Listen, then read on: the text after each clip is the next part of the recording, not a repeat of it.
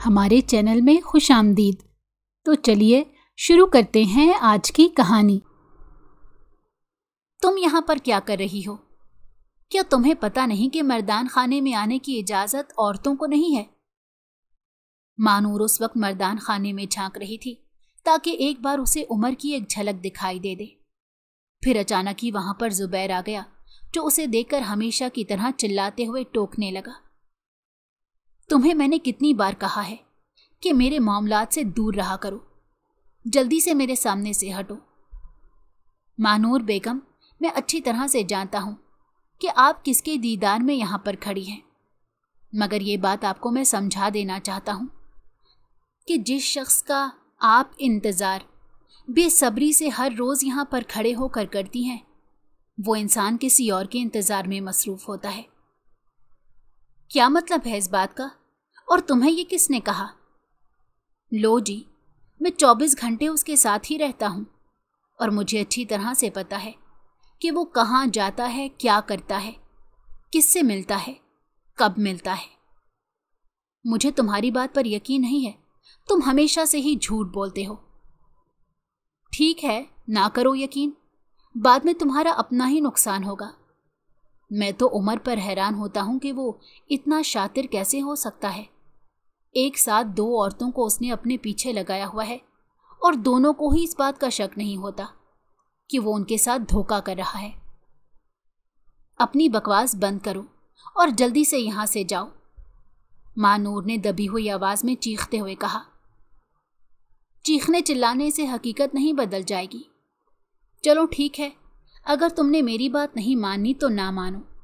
मेरा काम था सिर्फ और सिर्फ तुम्हें हकीकत के बारे में बताना। ये कहकर बहुत तेजी से मर्दान खाने की तरफ बढ़ गया, जबकि नूर अभी तक ही उस पर्दे के करीब खड़ी थी जिसके दूसरे हिस्से में मर्दान खाना मौजूद था। हवेली में औरतों पर बहुत सख्ती की जाती थी और औरतों को यहाँ तक आने की भी इजाज़त नहीं थी। उनका काम सिर्फ और सिर्फ जनान खाने तक ही महदूद होता था। उमर सरकार, आप कहाँ रह गए हैं? मैं कब से आपका इंतज़ार कर रही हूँ, उसने दिल ही दिल में उमर को मुखातिब करते हुए कहा। उसके निकाह को 10 साल हो गए थे, मगर आज तक उसने रूबरू होकर उमर से कोई बात नहीं की थी। वो सिर्फ और सिर्फ उसकी एक झलक दिन में एक बार देखने में कामयाब होती थी। उसी से ही इसका दिल खुश हो जाता था और फिर उसका पूरा दिन उसी खुशी में गुजर जाता। वो मुसलसल 3 घंटों से उसी जगह पर ही खड़ी थी, लेकिन अभी तक उमर वापस नहीं आया था। पता नहीं वो कहाँ रह गया था। कहीं जुबैर भाई सच तो नहीं कह रहे? कहीं उमर का बाहर किसी लड़की के साथ चक्कर तो नहीं? नहीं, ऐसा नहीं हो सकता। उमर मुझे धोखा नहीं दे सकते। मैं जानती हूं कि वो अपने वादे के बहुत पक्के हैं। मानूर, क्या तुम 10 साल पहले के वादे पर यकीन रखती हो?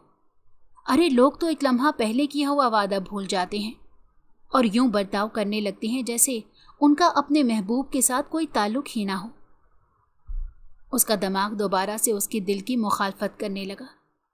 हमेशा की तरह उसने अपने दिमाग की बातों को मुकम्मल तौर पर नज़रअंदाज किया। थोड़ी ही देर बाद उसे उमर की आवाज़ सुनाई दी। उसके साथ ही उसे लगा कि इसके आसपास तितलियां उड़ने लगी हैं। आसपास का माहौल यकदम ही बदल गया। अब उसे ना तो अपनी टांगों में तकलीफ का एहसास हो रहा था और ना ही उसे किसी किस्म की कोई और परेशानी थी। इस वक्त सिर्फ वो यही जानती थी कि उसका महबूब तरीन शौहर उस तरफ आ रहा है। उमर अपने किसी करीबी से किसी ज़रूरी बात पर बहस करता हुआ आगे बढ़ता चला जा रहा था। उस वक्त उसने काले रंग का सूट पहन रखा था, शानों पर हमेशा की तरह चादर डाली हुई थी और बालों को जेल से सेट किया हुआ था। वो एक बहुत ही ज़बरदस्त पर्सनैलिटी का मालिक था।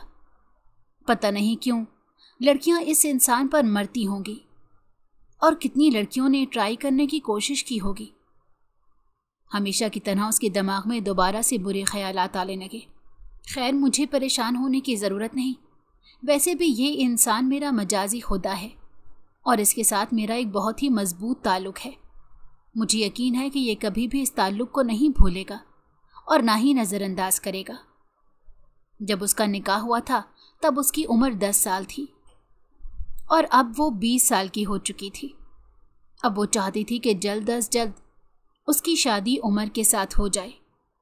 हवेली में उनकी शादी की बातें भी की जा रही थी, मगर दादी उसके लिए राजी नहीं हो रही थी। दादी हमेशा उन्हें यही कहती थी कि मैं अपनी पोती के साथ किसी किस्म की ज्यादती नहीं कर सकती। वो इंसान मेरी पोती के लायक नहीं है।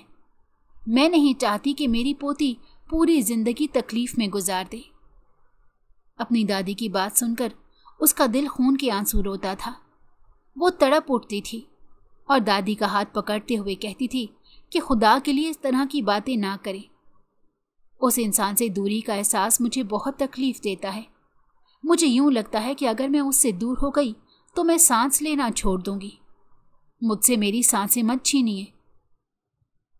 जब नौशीन बेगम को यह पता चला कि उनकी पोती तो पूरी की पूरी उनके पोते के प्यार में डूबी हुई है तो उनके दिल को बहुत तकलीफ पहुंची।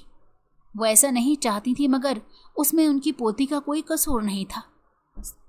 सारा कसूर घर के बड़ों का था, जिन्होंने बचपन में शुगल मेले में तो ये निकाह तय कर दिया, लेकिन ये नहीं सोचा था कि उसके कितने खतरनाक नताइज निकल सकते हैं।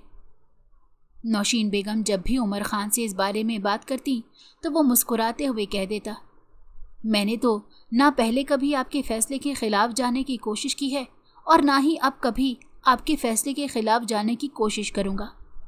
अब जब भी मुझे कहेंगी मैं शादी करने के लिए तैयार हूं। नौशीन बेगम उसकी बात सुनकर उसे इंतहाई गुस्से से घूरती और उसे कहती, हकीकत जो कारनामा तुम कर बैठे हो उसके बारे में अगर तुम्हारी बीवी को पता चल गया तो तुम्हें अंदाजा है कि उसे किस कदर तकलीफ होगी। अरे दादी, आप जानती नहीं हैं, ये औरतें बहुत बेवकूफ़ होती हैं और इन्हें बातों में फंसाना एक मर्द के लिए कोई मुश्किल बात नहीं। अगर मेरी बीवी को इस बारे में पता चल भी गया तो मैं अपनी बीवी को समझा दूंगा और उसने अपनी बातों के जाल में फांस लूंगा। उमर, तुम्हें कभी भी किसी से मोहब्बत नहीं हुई, इसी वजह से ही तुम इस तरह की बातें करते हो। मेरी ख्वाहिश है कि तुम्हें किसी से बहुत शदीद मोहब्बत हो जाए, फिर तुम्हें पता चलेगा कि ये किस कदर तकलीफ देह शय है। उमर उनकी बातें सुनकर नजरअंदाज कर देता था। यकदम ही उमर उसकी नजरों के सामने से ओझल हो गया। वो परेशान हो गई और सोचने लगी, ये उमर साहब कहाँ पर चले गए हैं। वो वहीं पर खड़ी थी जब उसे अपने कंधे पर किसी के हाथों का लम्स महसूस हुआ। इससे पहले कि उसके मुंह से एक जोरदार चीख निकलती, उमर ने उसके मुंह पर हाथ रख दिया। जब उसने पीछे पलट कर देखा तो उमर उसके इंतहाई करीब खड़ा था। क्या तुम मुझे हमेशा से इसी तरह छुप छुप कर देखती हो? उमर की बात सुनकर उसका चेहरा शर्म से लाल हो गया। उसने अपना चेहरा झुका लिया और तेजी से नफी में सर हिला दिया। उमर के लिए उसका ये रूप अनोखा था। आज से पहले उसने सिर्फ अपनी बीवी की एक झलक देखी थी। कभी भी उसने अपनी बीवी से बात करने की कोशिश नहीं की थी और ना ही वो कभी इससे मिला था। अच्छा, अगर ऐसी बात है तो मेरी आंखों में आंखें डालकर जवाब दो। इस तरह से शर्मा क्यों रही हो? अभी थोड़ी देर में दूध का दूध और पानी का पानी हो जाएगा। अब की बार उमर का लहजा शरारती हो गया। वो जानबूझकर उसे तंग कर रहा था क्योंकि उसे इस लड़की का शर्माना बहुत अच्छा लग रहा था। दूसरी तरफ अभी तक महानूर को यकीन नहीं आ रहा था कि वो उस वक्त उमर के साथ खड़ी है और उमर इससे मुखातिब है। इस लम्हे के लिए उसने इतने सालों से इंतज़ार किया था और आज जब ये लम्हा करीब आ गया था तो वो यकीन ही नहीं कर पा रही थी। क्या हो गया है? गूंगी तो नहीं हो गई? या फिर कहीं ऐसा तो नहीं कि तुम बोल ही नहीं सकती? अरे मेरे घर वालों ने तो मुझ पर जुल्म कर दिया, मेरी शादी एक गूंगी लड़की से कर दी। इससे पहले कि उमर मजीद वावेला करता, महानूर जल्दी से कहने लगी, ऐसी कोई भी बात नहीं है, मेरे पास ज़बान है। उसके फटाफट बोलने पर उमर के चेहरे पर मुस्कुराहट फैल गई और वो शरारत से पूछने लगा, तो क्या आपके पास वाकई ज़बान है? जी जी। अच्छा, ये तो फिर बहुत अच्छी बात है। मैं माजरत करता हूँ, मैं आपके ऊपर इतना बड़ा इल्ज़ाम लगा रहा था। नहीं नहीं, इसकी कोई ज़रूरत नहीं। आपको मुझसे माफ़ी मांगने की कोई ज़रूरत नहीं। आप मुझे जो दिल में आए कह सकते हैं। अब इतना भी अच्छा बनने की ज़रूरत नहीं। उमर ने उसके सर पर हल्की सी चमक लगाते हुए कहा। वो बहुत प्यार और एहतियात से उसे मुखातिब हो रहा था। आज से पहले उसने कभी भी किसी से इस लहजे में बात नहीं की थी। वो खुद हैरान था कि आखिर वो कैसे इस लड़की से इतने प्यार से बात कर सकता है। ये उसकी अपनी बीवी के साथ पहली मुलाकात थी और पहली मुलाकात में ही वो अपनी बीवी का दीवाना हो गया था। उसकी बीवी में हर एक अदा मौजूद थी जो किसी भी मर्द को अपने काबू में रख सकती थी। तुम तो मुझे बहुत अच्छी लगने लगी हो। अब शादी के बारे में जल्दी से ही कुछ सोचना पड़ेगा, क्योंकि अब मैं मज़ीद इंतज़ार नहीं कर सकता। ये कहकर वो मुस्कुराने लगा, फिर एकदम ही संजीदा हो गया। उसने महानूर को कहा, चलो अब जल्दी से जनान खाने में जाओ। थोड़ी देर बाद यहाँ पर बड़े सरकार आ जाएंगे। अगर उन्होंने तुम्हें यहाँ पर देख लिया तो फिर वो तुम्हें डांटेंगे। मैं नहीं चाहता कि तुम्हें कोई डांटे और तुम्हारी आंखों में आंसू आए। तुम्हारी आंखें सिर्फ मुस्कुराते हुए अच्छी लगती हैं। ये कहकर उसने महानूर को अंदर जाने का इशारा किया। महानूर का इस वक्त बिल्कुल भी दिल नहीं चाह रहा था। वो उससे मज़ीद बातें करना चाहती थी, लेकिन वो मजबूर थी। मेरा दिल नहीं चाह रहा, मैं आपसे बातें करना चाहती हूँ। एक लंबे अरसे से मैं इस वक्त का इंतज़ार कर रही थी। अब ये वक्त आ गया है तो मैं नहीं चाहती कि ये वक्त कभी भी ख़त्म हो। पहले तो वो महानूर के मुंह से इजहार सुनकर हैरान हो गया। फिर वो दोबारा से अपने मखसूस अंदाज में मुस्कुराने लगा और कहने लगा, तुम्हें फ़िक्रमंद होने की ज़रूरत नहीं। अब मैं तुमसे किसी भी किस्म की कोई दूरी नहीं रखूँगा। क्या तुम इस पूरी हवेली के एक एक हिस्से के बारे में जानती हो? उमर की बात सुनकर वो तेज़ी से हाँ में सर हिलाने लगी और कहने लगी, जाहिर सी बात है, मेरा पूरा बचपन यहाँ पर गुजरा है। ये अलग बात है कि आप लंदन शिफ्ट हो गए थे, लेकिन मैं यहीं पर ही रही हूँ। अगर ऐसा है तो हवेली के पीछे बने पुराने बाग में चली आना। मैं रात के वक्त वहाँ तुम्हारा इंतज़ार करूँगा। फिर वहाँ पर बैठकर ढेर सारी बातें करेंगे। उसकी बात सुनकर वो पुरजोश हो गई और जल्दी से हाँ में सर हिलाकर अंदर की तरफ भागी, क्योंकि उसे बड़े सरकार की आवाज़ सुनाई दे गई थी। उसकी स्पीड पर उमर भी हंसने लगा। वो सबसे पहले भागती हुई अपनी दादी के कमरे में गई और उनका हाथ पकड़कर गोल गोल उन्हें घुमाने लगी। जब उसकी दादी ने यह देखा तो वो चकराते हुए कहने लगी, क्या हो गया है? क्यों पागलों जैसी हरकतें कर रही हो? कहीं बावली तो नहीं हो गई? दादी की बात सुनकर वो खिलखिलाकर हंसने लगी और कहने लगी, नहीं, बल्कि मैं तो बहुत ज़्यादा खुश हूँ। आप नहीं जानती कि मेरी सबसे बड़ी मुराद पूरी हो गई है। मुझे भी तो बताओ कि मेरा बच्चा इतना खुश क्यों है? दादी ने अपने चकराते हुए सर को संभालते हुए कहा। मानूर उन्हें पुरजोश होते हुए कहने लगी कि आज मेरी मुलाकात उमर से हुई है। मैंने उनसे बातें की हैं, उन्होंने मेरी तारीफ भी की है, और उसके अलावा वो मुझे। कहते कहते वो एकदम खामोश हो गई। अब उसे इतनी भी सच्चाई नहीं कहनी थी कि अब वो तुम्हें क्या? मुझे जल्दी से बताओ, दादी ने बेचैनी से पूछा। मैं यही बता रही थी कि अब वो कह रही हैं वो जल्द शादी करना चाहते हैं। ये कहकर वो शर्माने लगी। नौशीन बेगम के चेहरे पर एक साया सा लहराया। उन्होंने अपना सर दोनों हाथों में गिरा दिया। जब महानूर ने यह देखा तो परेशान हो गई और दादी को कहने लगी, क्या हो गया दादी? आप इस तरह से क्यों बर्ताव कर रही हैं? आपको तो खुश होना चाहिए था। बेटा, मैं तुम्हें कह रही हूं कि वो इंसान तुम्हारे काबिल नहीं है। नौशीन बेगम की बात सुनकर उसके चेहरे पर जख्मी सी मुस्कुराहट फैल गई। उसने जोर जोर से नफ़ी में सर हिलाया और अपनी दादी की आंखों में देखते हुए कहने लगी, ये बात आपको मुझे उस वक्त बतानी चाहिए थी जिस वक्त आपने मेरा उस इंसान से निकाह किया था। उस वक्त तो सपने मेरे जहन में सिर्फ और सिर्फ यही बात डाली थी कि ये इंसान मेरे लिए बहुत अहम है और मैंने अपने आप को उस इंसान के लिए बचा कर रखना है। अपनी पूरी ज़िंदगी मैंने उस इंसान के नाम करनी है। अपनी सारी मोहब्बत मैंने उस इंसान के हवाले करनी है। उस वक्त तो मुझे किसी ने भी ये नहीं कहा कि ये इंसान तुम्हारे लायक नहीं। अब खबरदार जो किसी ने मुझसे इस तरह की बात करने की कोशिश की। मैं उमर खान से बहुत मोहब्बत करती हूँ और मैं उसके लिए कुछ भी करने के लिए तैयार हूँ। अगर उसे पाने के लिए मुझे अंगारों के ऊपर से भी चलकर गुजरना पड़ा तो मैं गुजरने के लिए तैयार हो जाऊंगी और एक लम्हे के लिए भी नहीं घबराऊंगी। वो बहुत ज़्यादा जज्बाती हो गई थी। उमर के मामले में वो हमेशा इसी तरह से जज्बाती हो जाती थी। नौशीन बेगम को समझ नहीं आ रही थी कि वो अपनी पोती को कैसे समझाएं। साफ जाहिर हो रहा था कि उनकी पोती कुछ भी समझने के लिए तैयार नहीं। उन्होंने उसको उसके हाल पर ही छोड़ दिया। ज़ोहर की अजान हो रही थी। वो उठी और नमाज पढ़ने लगी। अब वो अपनी पोती के लिए सिर्फ और सिर्फ दुआ कर सकती थी। दूसरी तरफ महानूर का गुस्से से बहुत बुरा हाल था। उसे समझ नहीं आ रही थी कि वो क्या करे। आखिर कैसे अपने घर वालों को चुप करवाए जो अब सब उमर के खिलाफ हो गए थे। सबका यही दिल था कि वो उमर को छोड़ दे, मगर अब वो उमर को कैसे छोड़ सकती थी। अपनी सारी जिंदगी उमर को सोचते हुए गुजार दी थी, उससे मोहब्बत करते हुए गुजार दी थी।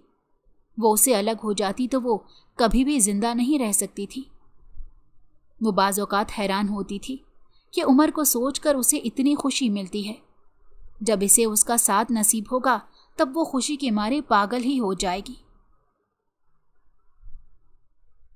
नौशीन बेगम के 4 बेटे थे। उनके शौहर का 3 साल पहले इंतकाल हो गया था।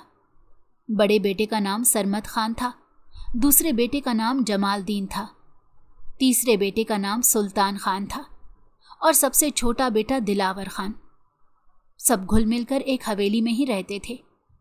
दोनों में बहुत मोहब्बत थी। सरमत खान के 5 बच्चे थे, 3 बेटे और 2 बेटियां। बड़े दोनों बेटों की वो शादी कर चुके थे। तीसरे नंबर वाले बेटे का नाम उमर था। उमर का बचपन में ही निकाह उन्होंने महानूर से कर दिया था ताकि वो भाइयों के रिश्ते को मजीद मजबूत कर सके। दिलावर खान की कोई औलाद नहीं थी। सुल्तान खान की 3 बेटियां थीं।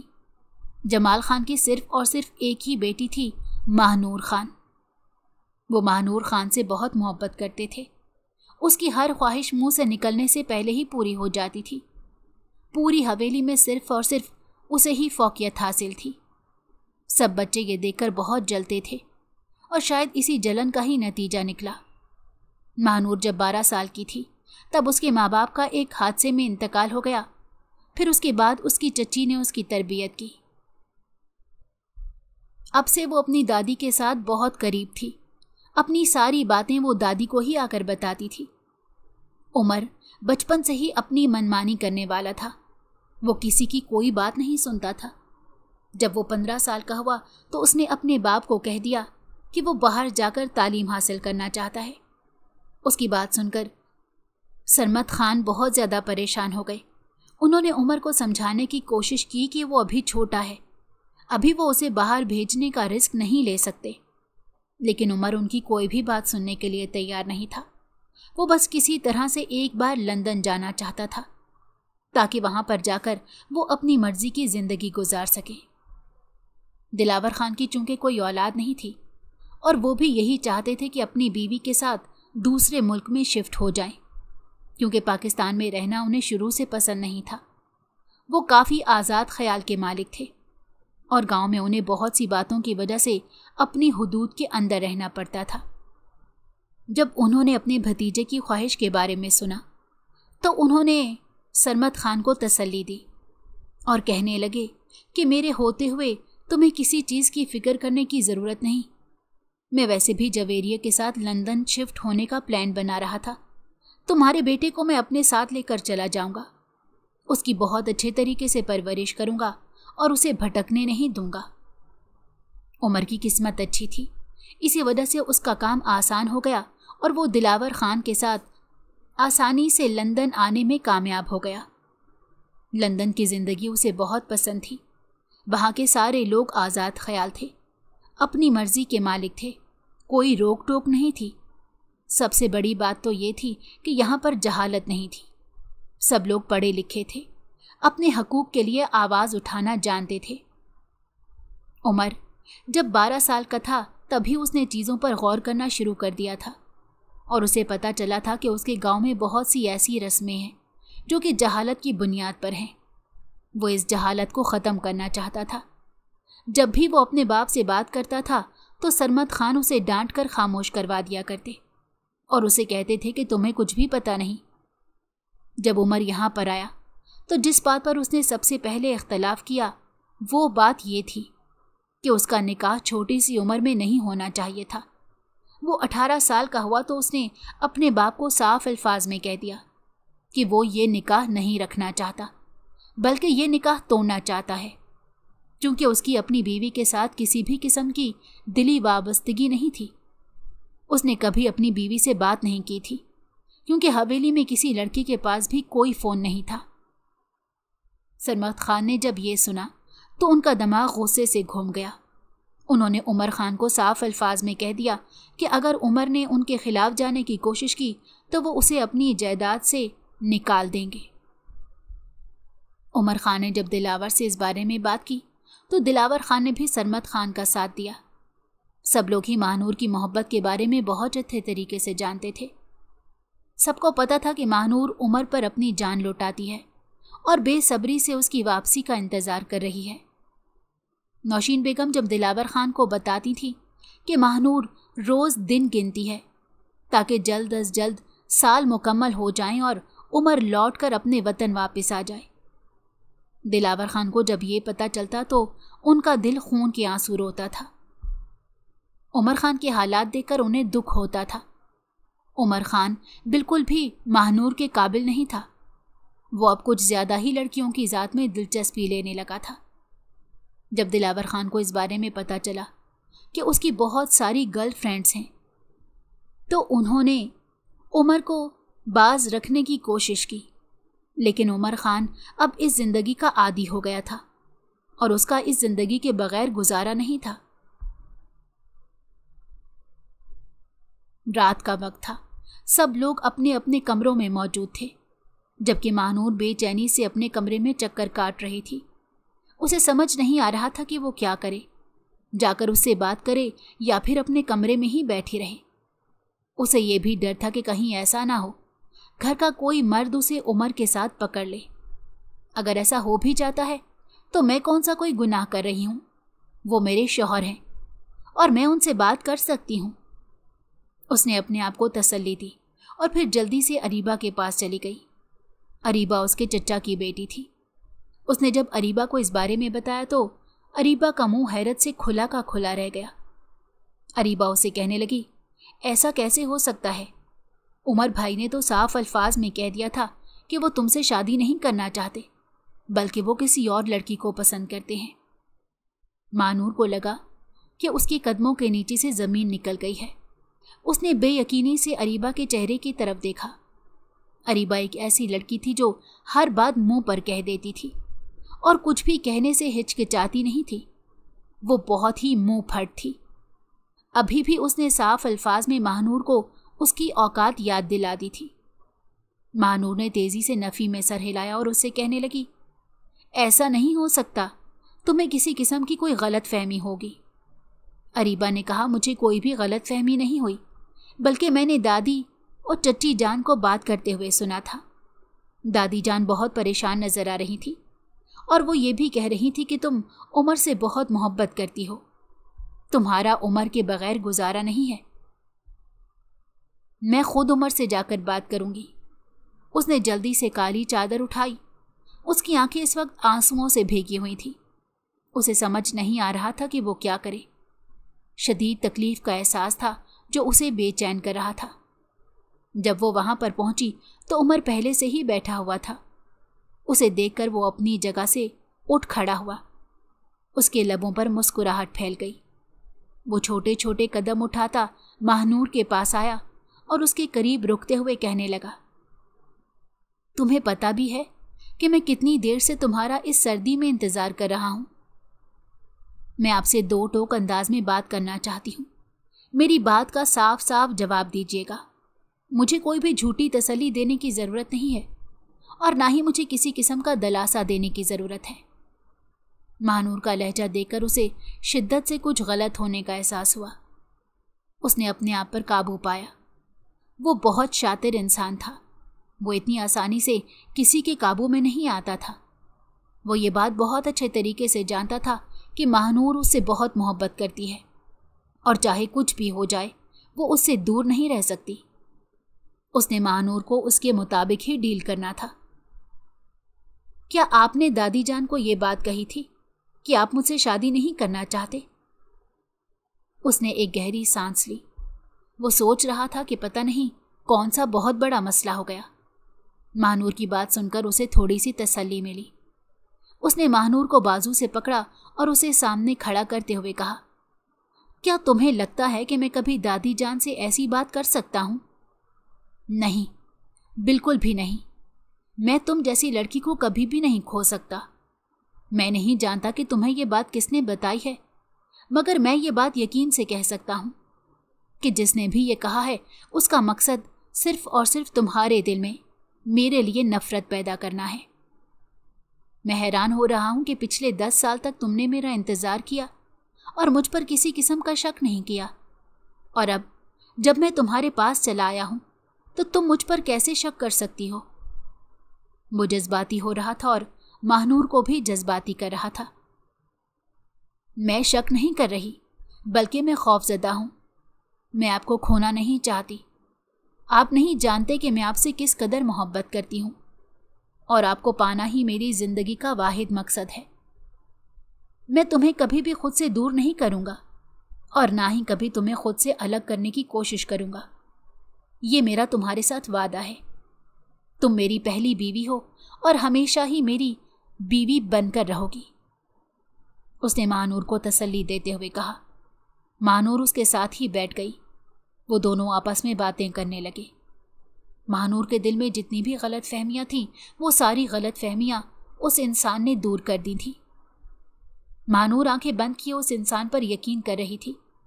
वो इसे जो भी कह रहा था वो चुप करके मान रही थी। वो ये समझती थी कि इस इंसान के अलावा कोई सच्चा इंसान है ही नहीं।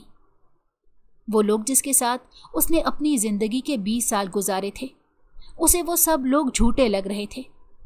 उसे लग रहा था वो सब लोग उसे उम्र से दूर करने की कोशिश में लगे हुए हैं, और इसे उन सब लोगों से नफरत महसूस हो रही थी। उसे इस वक्त सिर्फ और सिर्फ यही सच्चा लग रहा था। तकरीबन 3 घंटों तक वो इसी तरह बैठकर बातें करती रही। जब उसने वक्त की तरफ देखा तो उसे फिक्र होने लगी। उसने उमर से माजरत की और भागती हुई तेजी से अपने कमरे में चली गई। उमर ने एक नज़र उसकी पीठ की तरफ देखा और मुस्कुराते हुए अपने कमरे की तरफ चल दिया। कमरे में जाकर उसने जल्दी से मोबाइल निकाला और एक नंबर डायल किया। कैसी है मेरी जान, क्या कर रही है? वो इस वक्त किसी और से नहीं बल्कि अपनी दूसरी बीवी से बात कर रहा था, जिसे उसने पाकिस्तान में ही आकर शादी की थी। उसने अपनी दूसरी बीवी को कहा था कि वो बहुत जल्द महानूर को छोड़ देगा और उसके पास चला जाएगा। कशमाला उसकी दूसरी बीवी का नाम था, और कशमाला एक बहुत ही दिल फेंक किस्म की लड़की थी। उसका नाम सिर्फ और सिर्फ अमीर लड़कों को अपने काबू में करना था और फिर उनसे शादी करके अय्याशी भरी जिंदगी गुजारना था। आज तक उसने किसी को भी अपने बहुत करीब नहीं आने दिया था, क्योंकि वो एक ऐसे इंसान का इंतजार कर रही थी जो इंसान ना सिर्फ अमीर हो बल्कि उसे कबूल भी कर ले। उसकी जिंदगी में आने वाले सब मर्दों में उमर ही एक ऐसा शख्स था जो कि एक मजबूत इरादे का मालिक था। वो उसे लंदन में मिली थी। वो पहली ही नज़र में उमर की दीवानी हो गई थी। उमर भी उससे मोहब्बत करने लगा था। वो लड़की उमर के सामने बहुत मासूम बन जाती और उसे यूं दिखाती थी जैसे उससे ज़्यादा शरीफ लड़की इस दुनिया में कोई और है ही नहीं। उमर हर दिन उसकी मोहब्बत में डूबता चला जा रहा था। जब उसे मज़ीद इंतज़ार नहीं हुआ तो उसने कशमाला से शादी करने का फ़ैसला कर लिया, और फिर सब घर वालों से छुपकर उसने कशमाला से निकाह कर लिया। इस निकाह के बारे में पहले सिर्फ और सिर्फ दादी जान को ही मालूम था। दादी जान का गुस्से से बहुत बुरा हाल था। उनका बस नहीं चल रहा था कि वो उमर को जान से मार दें। उमर ने उन लोगों के साथ बहुत बड़ा धोखा किया था। सरमद साहब को भी जब इस बारे में पता चला तो वो भी गुस्से से पागल होने लगे। अगर दादी जान अपने बेटे को ना संभालती तो वो शायद कुछ ऐसा कर बैठते जिस पर सारी जिंदगी उन्हें पछताना पड़ता। कशमाला, मैं तुमसे वादा करता हूं कि कल ही मैं तुमसे मिलने आऊंगा। उसने कशमाला को तसल्ली दी और उसके साथ ही फोन रख दिया। वो ये सोच रहा था कशमाला उसके पीछे उसकी इज्जत की हिफाजत कर रही होगी और उसका बेसब्री से इंतजार कर रही होगी, लेकिन वो नहीं जानता था कि उसकी गैर मौजूदगी में कशमाला मुख्तलिफ लोगों को अपने फ्लैट में बुलाती है। वो उस पर अंधा यकीन करता था। वो नहीं जानता था कि उसका यकीन बहुत जल्द टूटने वाला है। उमर हुस्न को बहुत पसंद करता था और हुस्न की बहुत कदर भी करता था। उसकी पहली बीवी उसकी सोच से भी ज्यादा खूबसूरत थी।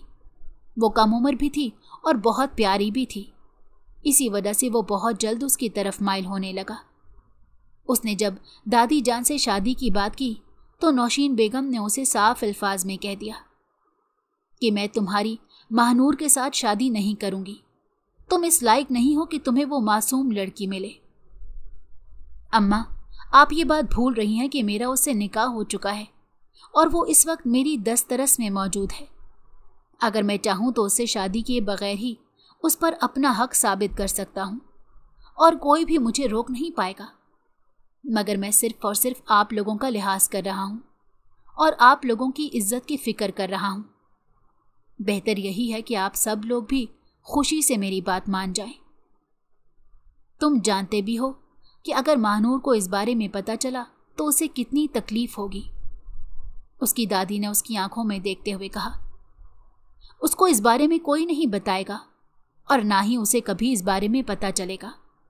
मैंने आपसे पहले भी वादा किया था और अभी भी वादा कर रहा हूं कि मैं अपनी जिम्मेदारी पूरी करूंगा और उसे कभी भी इस तरह शक नहीं होने दूंगा।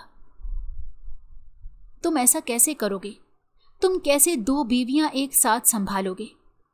एक बीवी है जो तुमसे शदीद मोहब्बत करती है और दूसरी है जिससे तुम शदीद मोहब्बत करते हो। तुम कैसे उन दोनों में इंसाफ कर पाओगे? उसकी दादी ने उसे समझाते हुए कहा, आपको इस चीज की फिक्र करने की जरूरत नहीं, मैं खुद ही सब कुछ देख लूंगा।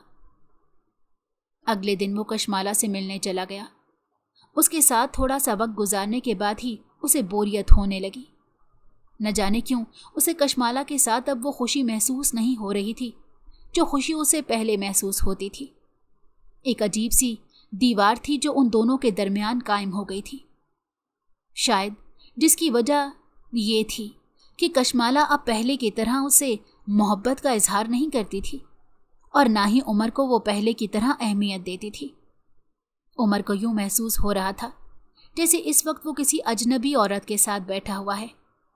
जब तक वो उसके साथ रहा तब तक कशमाला किसी और के साथ ही फोन पर मसरूफ रही। उमर को ये देखकर बहुत झुंझुलाहट हो रही थी। उसने कशमाला से मोबाइल लेने की कोशिश की तो उसने तेजी से अपना हाथ पीछे खींच लिया और उमर को डांटते हुए कहने लगी, ये क्या तरीका है? मैं तुम्हें ये हक नहीं देती कि तुम मेरे हाथ से मेरा मोबाइल छीनो। इसी बात पर दोनों की लड़ाई हो गई और उमर वहां से वापस अपनी हवेली आ गया। जब वो हवेली में दाखिल हुआ तो उसका सामना सबसे पहले मानूर से हुआ। मानूर उसे देखकर शर्माने लगी। उसने जब मानूर को इस तरह से शर्माते हुए देखा तो वो ना चाहते हुए भी उसका मुकाबला कशमाला से करने लगा। कशमाला उसके मुकाबले में बिल्कुल नहीं आती थी। ना तो कशमाला महानूर की तरह खूबसूरत थी और ना ही वो इसकी तरह ये अदाएं जानती थी। कभी कभार तो उसे लगता था कि कशमाला को शर्म ही नहीं आती और कभी कभार उसे यूं महसूस होता था जैसे कशमाला में और इस लड़की में कोई फर्क ही नहीं। वो बहुत ज्यादा झुंझुला जाता, लेकिन चूंकि उसने इससे निकाह किया हुआ था इसी वजह से कशमाला की खामियों को कबूल भी करना उसकी जिम्मेदारी थी। अब उसने अपना ज्यादा वक्त हवेली में गुजारना शुरू कर दिया। कशमाला उसे पहले की तरह फोन नहीं करती थी और ना ही पहले की तरह जिद करती थी। यूं लगता था जैसे उसे उमर की जात से कोई दिलचस्पी ही ना रही हो। दूसरी तरफ उमर भी अब हद से ज्यादा महानूर में दिलचस्पी लेने लगा था। वो उससे बातें करता, उसके साथ घूमने के लिए भी निकल जाता। और अक्सर उसे अपने साथ शॉपिंग करवाने के लिए भी लेकर जाता था। जब नौशीन बेगम ये सब कुछ देखती तो उनका दिल खून के आंसू रोता। वो जानती थी कि जिस दिन नूर को उसकी हकीकत के बारे में पता चला उस दिन सब कुछ ख़त्म हो जाएगा। औरत हर चीज़ बर्दाश्त कर सकती है, लेकिन वो मर्द की बेवफाई कभी भी बर्दाश्त नहीं कर सकती, और ना ही वो अपने ऊपर एक सौतन बर्दाश्त कर सकती है। वो दुआ कर रही थी कि सब कुछ ठीक हो। एक दिन उमर कशमाला को बताए बगैर ही उसके फ्लैट में चला गया, लेकिन जैसे ही वो फ्लैट के अंदर दाखिल हुआ, सामने का मंजर देखकर उसे लगा कि उसके कदमों के नीचे से ज़मीन निकल गई हो। कशमाला उस वक्त किसी गैर मर्द के साथ मौजूद थी। उमर ने वहीं खड़े खड़े उसे तलाक दे दी। वो मज़ीद एक ऐसी औरत को अपनी ज़िंदगी में बर्दाश्त नहीं कर सकता था जो औरत उसकी इज़्ज़त की हिफाजत करना नहीं जानती। एक तरफ कशमाला थी जिसने कुछ ही दिनों में उसके साथ बेवफाई कर दी थी, और दूसरी तरफ नूर थी जिसने 10 साल तक अपने शौहर का इंतज़ार किया था, लेकिन मजाल है जो कभी बेवफाई करने के बारे में सोचा भी हो। उमर को इस वक्त बहुत ज़्यादा शर्मिंदगी हो रही थी। वो सबसे पहले नौशीन बेगम के पास गया और उनके कदमों में गिरकर रोते हुए उनसे माफ़ी मांगने लगा। दादी जान, मुझे माफ़ कर दें। मुझे बिल्कुल भी अंदाज़ा नहीं था कि मैं एक ऐसी औरत को अपनी ज़िंदगी में ले आया हूँ जो बाजारी है। मैं बिल्कुल भी नहीं जानता था कि वो औरत मेरी इज़्ज़त की हिफाजत नहीं करेगी, और मुझे बिल्कुल भी पता नहीं था कि वो औरत तो मुझे पूरी दुनिया के सामने जलील और रुस्वा कर देगी। मैंने ना सिर्फ आप लोगों के साथ बहुत बड़ी ज़्यादती की है, बल्कि मैंने नूर के साथ भी जुल्म किया है। मैं उसे माफ़ी मांगना चाहता हूँ। नौशीन बेगम ने उसे मना किया और कहने लगी, खबरदार, जो तुमने उसे इस बारे में कुछ भी बताने की कोशिश की। माजी में जो कुछ भी हुआ उसे भूल जाओ और अपनी आने वाली ज़िंदगी की तरफ तवज्जो दो। मैं खुश हूँ कि तुम्हें अब अकल आ गई है। उमर ने तशक्कुर भरी नज़रों से अपनी दादी जान की तरफ देखा। उसे समझ नहीं आ रहा था कि वो नौशीन बेगम का शुक्रिया कैसे अदा करे, जिन्होंने हर मामले में इसका साथ दिया था। दूसरी तरफ जब महानूर को इस बारे में पता चला कि हवेली में उसकी शादी की तैयारियां हो रही हैं, तो वो बहुत ज़्यादा पुरजोश हो गई। अब सब हवेली वाले बहुत खुश थे। छोटे बच्चों को इस मामले से दूर रखा गया था और किसी को भी हकीकत के बारे में नहीं बताया गया था। सिर्फ बड़े ही थे जो हकीकत से आगाह थे।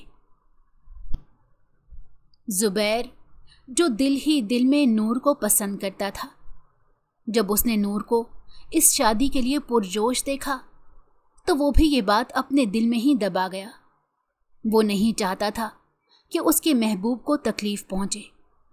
उसे तंग करना एक अलग बात होती, लेकिन वो नूर की आंखों में आंसू नहीं देख सकता था। नूर दुल्हन बनी उसके कमरे में बैठी उसका इंतजार कर रही थी।